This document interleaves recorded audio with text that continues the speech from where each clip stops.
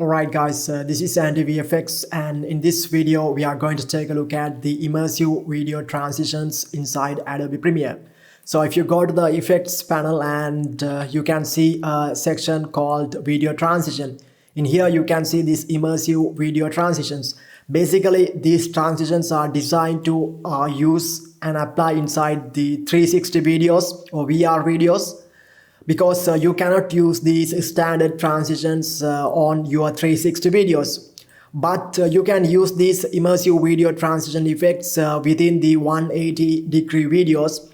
So let's take a look at a quick demo of how this transition looks when you apply these transitions into a video. Let's take a look at the demo.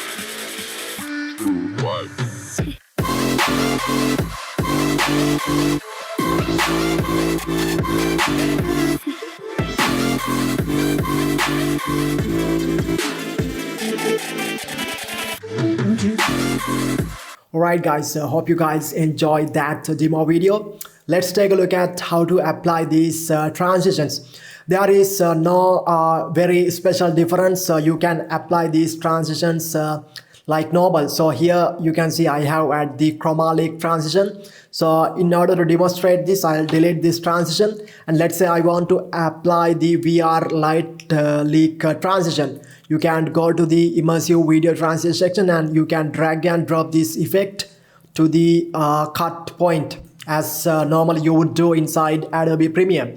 Now click on the transition and you can see the effects controls.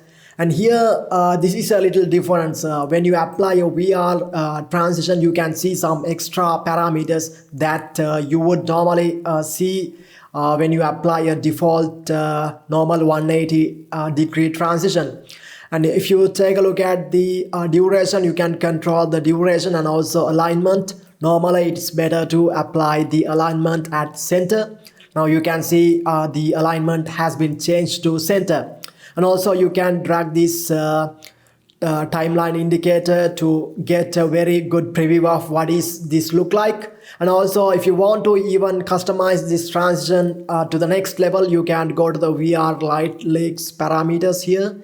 And you can change the hue, and you can change the color as you want.